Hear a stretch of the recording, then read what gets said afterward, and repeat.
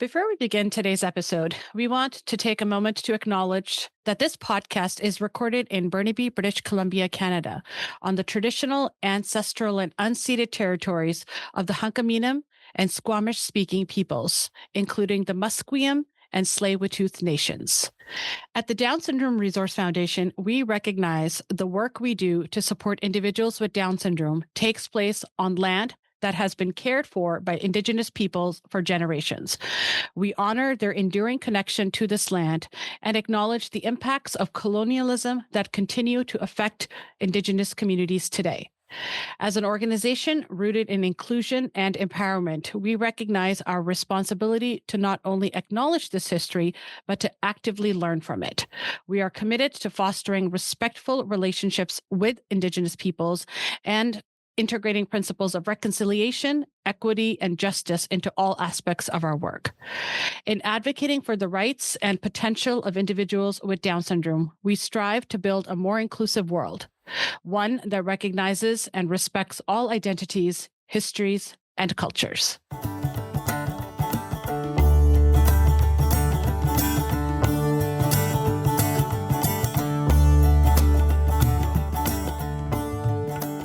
Today on the LowDOWN, a Down syndrome podcast, Kailey and Sam DeLucry give us a lowdown on friendship and psychological well-being for children with Down syndrome. Over to you, Hannah Mola. Thanks, Danielle. On today's episode, we're diving into a topic that's often talked about, but not always deeply explored: friendship and psychological well-being for individuals with Down syndrome. Specifically, we're looking at what parents and caregivers have to say about it, what they hope for, what they've seen, and what their children truly need to feel connected and emotionally supported. We'll explore recent research that centers parent and caregiver perspectives, and we are very excited to welcome someone who is doing such amazing work on this topic. That's right. Today we're interviewing Ms. Kailey DeLucry. She's a maritimer who moved to the prairies in 2018 to pursue her master's and PhD in clinical psychology. She's now living in Ontario, completing her pre-doctoral residency, working with individuals with developmental and acquired disabilities.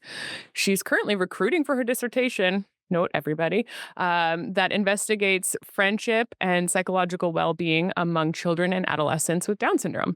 This fall, she's excited to move back home near her brother, Sam. We also have Sam here today. This is very exciting. So Sam's 23 and lives in New Brunswick. He works at Lawton's Drug Mart and enjoys swimming and acting. He has a huge movie collection and loves music from all genres and decades. Welcome, Kailey and Sam. It's great to have you with us. Yes, we're happy to be here. Great. Very happy to have you with us today. We usually start with these secret questions, so I'll just get into it here. The first question is, if you could live in a different country for a year, just for fun, where would you want to live? Oh, Sam, if you could live anywhere in the world, where do you think you would move to? Good guess. That's a good, I think I have an idea. Somewhere that you went on a cruise ship recently. There we go. Where was that?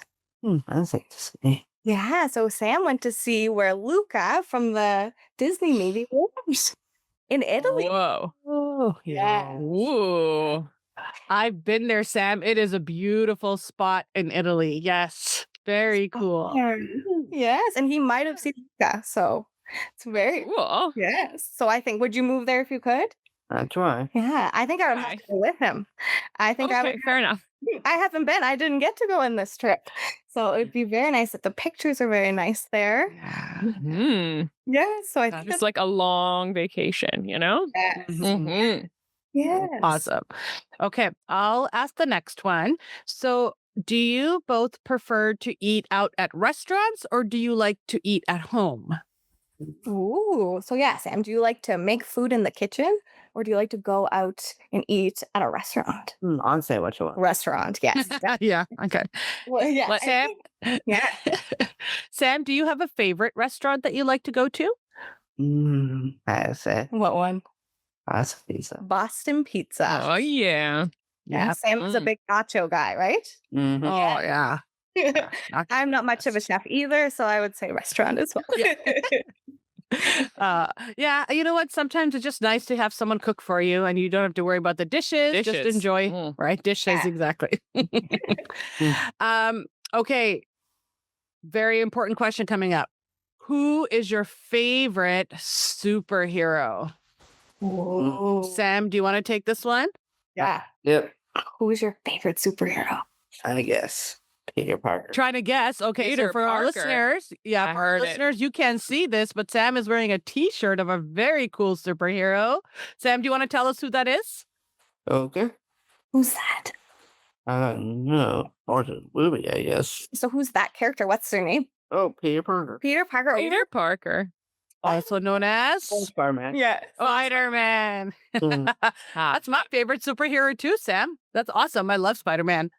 Cool. Mm. Kaylee, we don't want to leave you out on this one. Who's your favorite superhero? Mm. Who is my favorite superhero? That's a good question. Hard to say. Are there any girl superheroes that you can think of? Girls. Maybe like Probably Catwoman. Catwoman. Yes. Yeah, I that's a good think one. so. Catwoman. Yeah, Sam is very, seen all the superhero movies. So, yes, Catwoman. That's awesome. Great. Love it. Great choices for both of you. All right, great. Thanks for playing along with us on those questions. So we'll kind of just dive into our topic. So Sam, I'm going to ask your sister some questions and then we're going to ask you some questions too. Cool. And you guys, you're welcome to interject anytime when your sister's saying something if you have something to add, okay? Does that work? Cool. Okay, great. Kaylee, can you tell us a little bit about how this research project came about? Yeah, definitely. So when I was kind of starting out my PhD, I knew that I wanted to do some sort of project on Down syndrome. And I initially was looking at kind of sexuality or sexual relationships. But actually, Sam had just graduated from high school Mm. and he moved into kind of adult day program. But it was hard to kind of get to know everyone there. He was talking a lot about kind of wondering who his friends were and stuff. And that was kind of at the same time that I was kind of picking out a topic. So I tried to look online to kind of give some resources and stuff, but there wasn't a whole lot. So that's kind of what made me pivot to kind of maybe take a step back from romantic relationships and just look at friendships first. So Sam kind of helped me come up with that idea for my dissertation. And that's how we ended up here. Yeah. And I mean, can you it's really cool. I like how you're using your lived experience to kind of inspire you for your research. So how did your experiences growing up with Sam impact your desire to research friendships? Yeah, definitely. Well, Sam and I would say like would you say we've been best friends since the start? Yeah, I would say. So I've always been kind of interested in just kind of Down syndrome in general, but also mental health and things like that. So I, it just kind of came to be. I went to school in Saskatchewan, so we were apart. So it was a little harder to kind of help Sam make those friends in his community. So I was, just always, we'd FaceTime every day and things like that. But it came up a lot as something that Sam really wanted. And it kind of felt like kind of unsure where to start in terms of like where to even begin. It's kind of something that a lot of people I think kind of take for granted. You just kind of learn along the way how to make those relationships and those friendships. Yeah. Sam's definitely taught me a lot. And also I think about like what is a friend. I think a lot of the time we don't think of maybe family members as friends and things like that. Just kind of growing up and kind of seeing how he kind of navigates the world made me kind of want to know more. And I honestly was surprised that there wasn't a whole lot out there already. But I've learned maybe that isn't that surprising in terms of research. Fortunately, yeah. Applies to a lot of areas, unfortunately. Not a lot of research and a lot of, it's been a really interesting journey. Like even hard to connect with other like researchers in that area and things. Like it's really been kind of a sparse. It's sparse. Yeah. Sadly sparse, but hopefully changing. This is one of those things. So yeah. And that's great because somebody has to do the research. So I'm so happy that you're doing it. And I think there's something so meaningful with somebody who has a loved one with Down syndrome in their life, like the research and the work comes from like a different place than somebody who may not know anybody personally with Down syndrome. So that's it's such a great little component to it. And as you were just saying earlier, that who is a friend? It can be a family member. A lot of my like friends are my cousins, right? It just depends on kind of what your family dynamic is. And we often talk about different types of friendships. So you can have friends with your neurotypical peers versus peers with Down syndrome. And in our experience, we have seen that some of those friendships with your peers that do have Down syndrome are often very long standing, very deep, meaningful friendships. What are your thoughts on the importance of those types of friendships versus others? That's a great question. That was something that kind of came up. So Sam was in kind of a classroom with lots of neurotypical peers. And then when he switched to kind of day programming, he was surrounded by a lot of people like him. But he didn't have a lot of exposure before. So kind of learning how to connect with people kind of like you. Um, so when I did my first part of my study, I talked with adolescents with Down syndrome just directly kind of on Zoom. And it was good. And a lot of them talked about once they were in high school and they met, some peers that were like them, those were those friendships that really kind of stuck in kind of transcendent context, like more outside of school or more than just that one activity and those kinds of things. So I thought that was really interesting in the sense, but it also kind of makes sense. A lot of the research on friendship kind of in general is people are often friends who are with people who are similar to them and who have similar interests and who are close by, So I think those kind of relationships where people, they just really get each other. I think that's so important, but sometimes, that's not always available. There were people too that talked about meeting friends at different like activities, like extracurriculars and stuff. But they also talked a lot about how you're focused on your game. So it's hard to learn how to like meet all these people and play a sport or play swimming or whatever it is. So yeah, just looking for more opportunities for things like that. Mhm. Were there any comments from those teens or adolescents around how important it is or not? I'm making no assumptions, that you see someone in multiple contexts for them to be a friend. Well, I don't think they necessarily brought that up a whole lot. But I guess some of them did talk about wanting to have like sleepovers Yeah. and those kinds of like special the teens, like they really like parties and things like that. And I think when you're a younger student, having friends at school, that's okay. Like you kind of play together and do imagination and things like that. But as you get a little bit older, I think what happens is, there's like those inside jokes from those, that time we hung out, or those kind of more unstructured activities. Mm. So I think it's nice when those friendships do kind of are in more than one environment, and you connect that way. But sometimes that's trickier if there's not as many opportunities to kind of connect outside of school, or maybe you need more support from someone to be able to set that up. Okay. Okay. Well, let's get into some of the findings. I have several area directions I want to go with this one, but can we start with humor actually and the role that humor plays? Because our observations here in clinic are that maybe our students tend to repeat the same kind of jokes a lot of times, but importantly, they are hugely appreciated by peers. Yeah. Neurotypical individuals get annoyed by hearing the same joke a bunch of times usually, but peers with Down syndrome think it is hilarious. And I find that to be just so heartwarming that like, okay, people want you to say this joke like, every time you see each other. And that I find that to be a difference and a good thing. What do you want to share around humor first?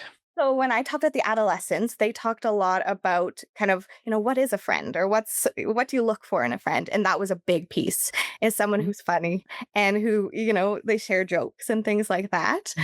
So that actually ended up being kind of a really important piece. So a lot of the research that's been done looks at neurotypical friendships and what they're looking for in there in terms of sometimes that's like trust or like sharing secrets and things like that. But humor is, kind of across the board in terms of even just kind of intellectual disabilities in general, sharing those jokes and things like that. I didn't talk with any neurotypical students.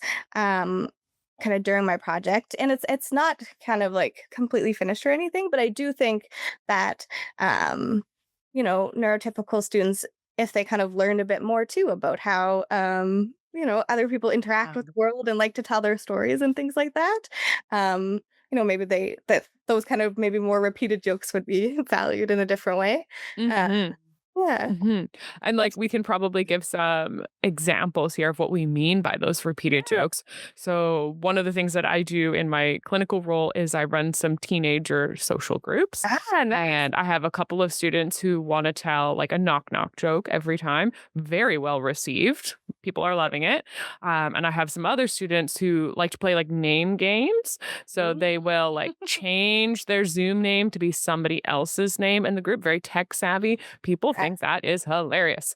And like it goes over well every time. Where in a neurotypical circle, maybe that wouldn't go over super well after the first time. But in this group, people are watching for it and they're like ready for this punchline, having a good time with it. Yeah. Let's talk about maybe a different finding area. And I would love to hear about the caregiver side of things and what you've learned so far from their perspective. Yeah, the parents and caregivers that I spoke with they had so much like important insights to share, kind of just in their own experience and how they help their kids make friendships, but also school ended up coming up, which I guess is not surprising, but as a hugely important place, you spend more than half the year there, in terms of making friends. So the caregivers talked about what they do. So some of them talked about seeking out other parents and trying to kind of share their contact information so they're able to set up stuff. They also did kind of connecting with teachers. Sometimes if there are like groups that help with social skills and connecting, kind of signing their kids up for stuff like that. Yeah, so they had lots of different ideas, and some, they weren't all the same. Like some parents found things to be really helpful, and others, which again I think just speaks to how people with Down syndrome are all different. But yeah, it was interesting because I was able to kind of collect from the parents of adolescents what they use, and then for the survey, what I've been doing is asking parents, do they use that, and how effective is it? Do they find it? So yeah. Did you ask any questions around how the parental experience changes over time? I think anecdotally, we see parents have more energy for this sustained effort, like in the earlier school years. And by the time their person is an adult, they're tired. I don't know if that came up at all. Yeah, no, that's such a good point. I think, one huge takeaway from the research that have done is the kind of emotional labor that these parents are putting in, like the amount of ideas and things that they're kind of thinking ahead of to do. I imagine, yeah, like that is tiring over however many years. I think though what I noticed was parents kind of doing different things when they had adolescents versus when they had those younger kids. It seemed to be around grade 3 to grade 6 is when they noticed kind of maybe needing to do more or needing to think about different ways of helping their child in making and keeping friends. Yeah. Okay. Yeah. I feel like that lines up really well with what we see here in clinic anecdotally. It is around those ages. And I think part of that reflects the changing focus of school in those years, right? We're moving away from play type things in the classroom to sit at a desk and write things down type learning. And, you're reading to learn at that point.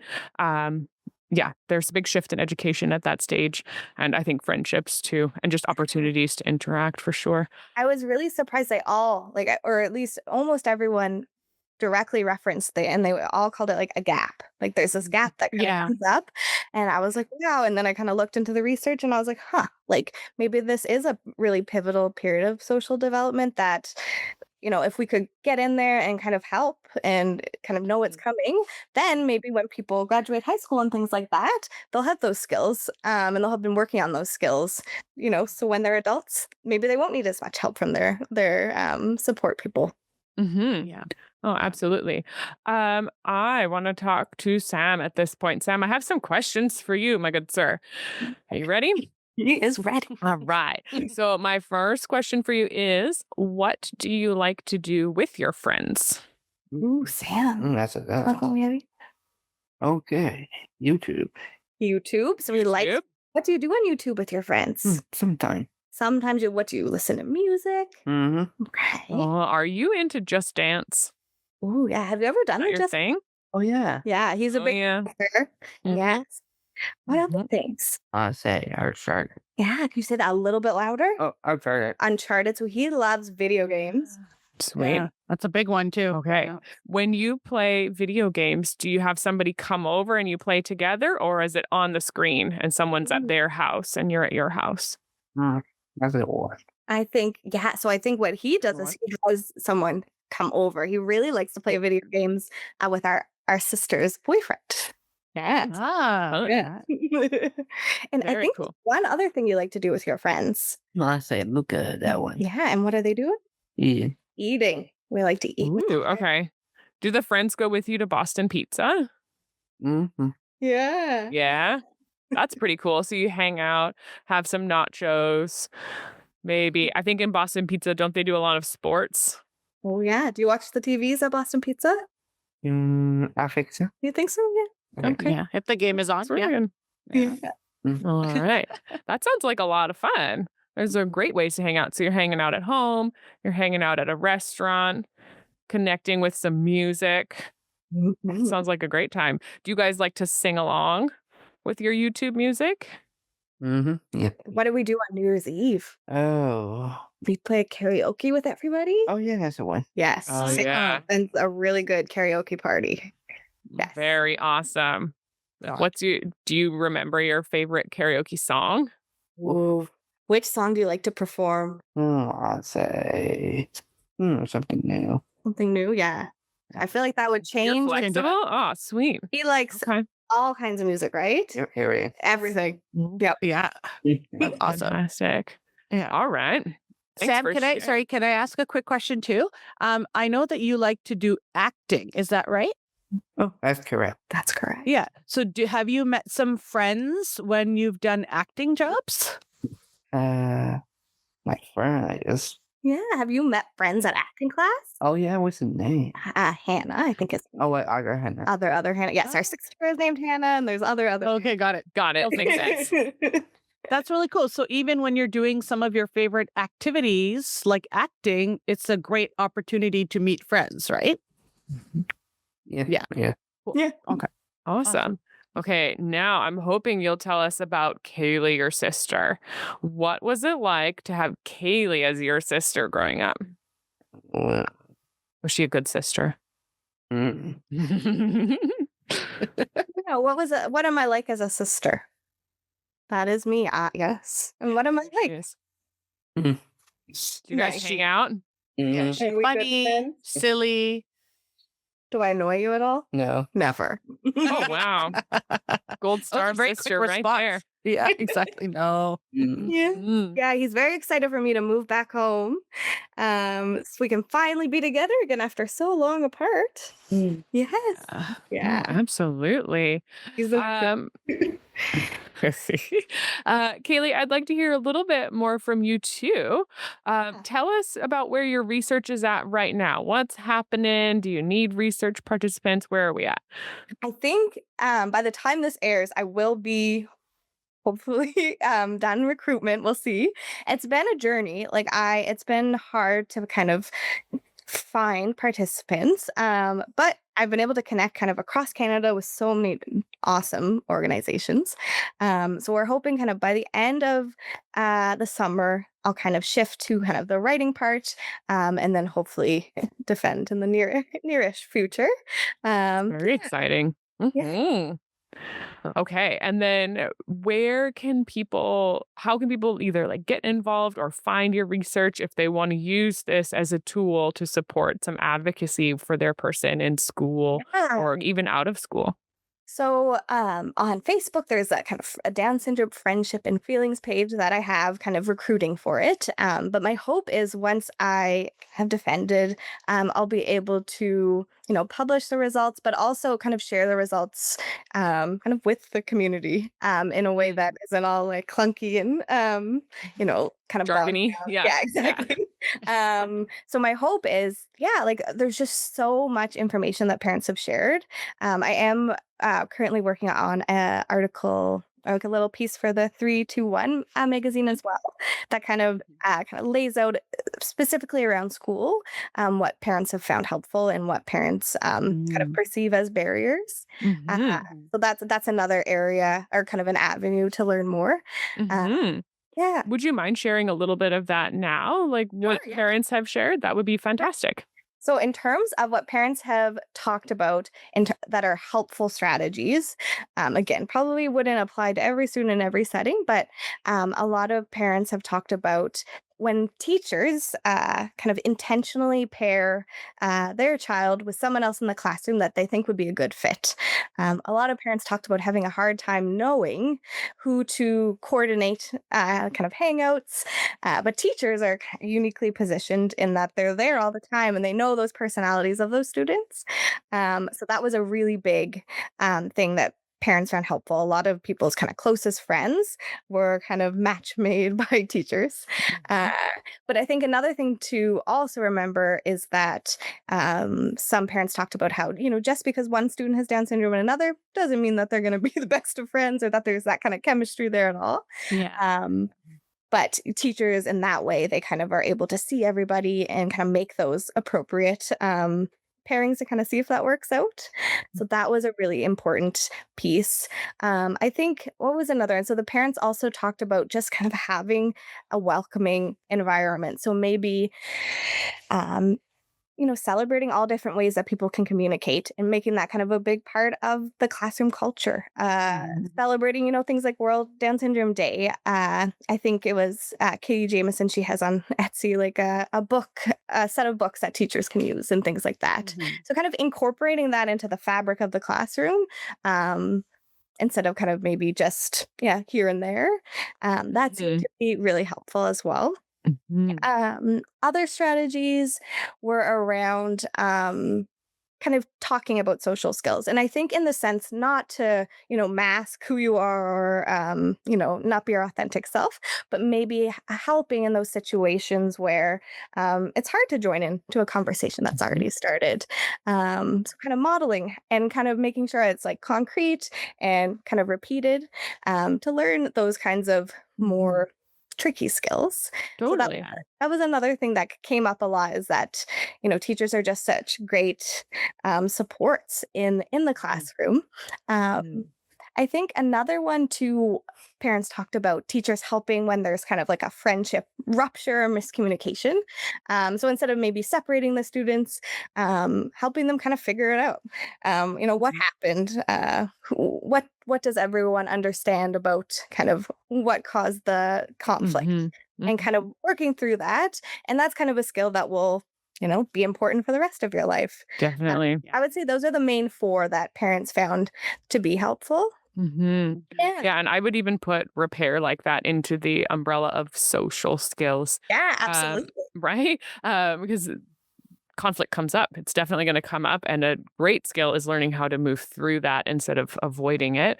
And maybe we can piece apart social skills, teaching, and masking with this idea of if you have a person who wants to participate and doesn't know how, that's your chance to teach social skills, as opposed to somebody who actually doesn't want to join in and be doing something with other people in the moment. And then you're saying you have to, and like stop what you're doing and enjoying and go do this other thing. And those are quite different, right? And I feel like we can see them. You can see the difference as an adult or a teacher in a classroom, like, oh, I can tell this kid really wants to get in there and join the fun of this other group. And that would be your chance to teach how to do that. Yeah, I think that's a really good way to kind of articulate what I mean about social skills is kind of Mhm. fulfilling and not taking over necessarily, but kind of more like the scaffolded approach. Just kind of noticing your students, just Mhm. watching and wondering kind of when to jump in. And And asking, like definitely asking the student, do you want to, keep doing what you're doing? Are you having a good time? Or do you want to join some other people?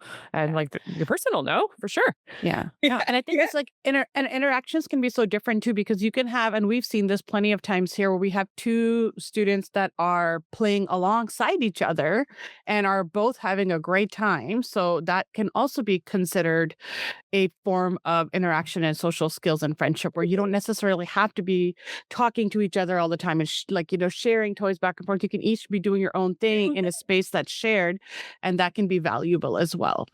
I think that's such a good point. And I think when I focus kind of the article on kind of helping people with Down syndrome, I think that a lot of it just applies to, all the students in the classroom. Mhm. And knowing that, that is friendship too, right? It doesn't have to Yeah. look one way, and that's kind of the right way. Mhm. Spending time together, could just be you doing your thing that you like and someone else. And that's still very, very valuable. Yeah, I think we can be attuned to the nuance there and just recognizing there's more than one way to be a friend, right? There's more than one way that can look. As with, most things in life, there's more than one way. Let's see, Mr. Sam, what do you think that teachers should know about friends and making friends and being a good friend? Do you have anything you want to share? I say, ooh, I say happy. Yeah, he says that friends make him happy. Yeah, so it's important. Yeah. Yeah. Yeah. Funny. And he likes when friends are funny, which we've talked about. Yeah. Yep. Yes. Okay. Yeah. So it is valuable. We want to focus on it, and humor is a big deal. Thank you for sharing that, for sure. Mm. Did you want to say anything else, Sam, or was that good? Oh, that's good. That's Fantastic. Well, Kailey and Sam, we so appreciate your time today. Thank you for coming to share about your research. This is, as we've mentioned, very under-discussed and very important for the short and long-term well-being of our students and individuals with Down syndrome. So we so appreciate your time. Sam, thanks for giving us the real scoop of what's important. That's perfect. I think if there's time, Sam did want to just briefly mention his favorite movies that have friendship in them.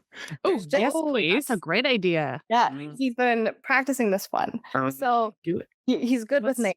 Yes. Okay. So Sam, why don't you tell them about your favorite movies that have friendship? Okay, I say, I'm going to pick. Mm-hmm. I say Stitch. Stitch, Lilo and Stitch. Oh, yeah, the new one. Yes. He saw the new one. Yeah. And how did you know they're friends? That was good. Yeah. And what are they doing there? Oh, yeah, eating. So they're teasing each other. Yes. Oh, yeah. Sometimes Fun way. Tease your friends. Yes. Yeah. Are there any other ones that you wanted to talk about? I say Dream Red. You say that just a little bit louder. Oh, Dream Red. Turning red. Oh, yeah. Yeah. Oh, yeah, the girls gang, for sure. Yes. Really good friends. Yeah. And they helped her calm down, right? That's the one. That's a one. Yeah. And then Yeah. is there another I one? remember in Turning Red, there was a group hug. That was probably a sign of friends. And then the friends were like all dancing together. I remember that too. And doing music. Yeah, while we were preparing for our podcast, we watched all the clips in the movies that have friendship. And in Turning Red, remember like she turns into a red panda and her Oh. friends help her calm down? Oh, right. Wasn't that nice? Mm. It was, yes. Yeah, the friends help each other too, right? That's a really good Yeah. quality in a friend. Yeah. Yeah. Yeah. Did you have any other movies you wanted to mention? There are 2 more. 2 more. All right. Okay, great. Let's do it. Okay. I say Toy Story. Toy Story. Yeah. And yeah, so in Toy Story, how do we know they're friends? Sometimes. There's sometimes they don't get along. Mm. Yes. So the clip that we watched was Buzz was feeling very down on himself about just being a toy and not a real astronaut. Mm. And what did Woody do? Something. He he helped him. He cheered him up. Mm-hmm.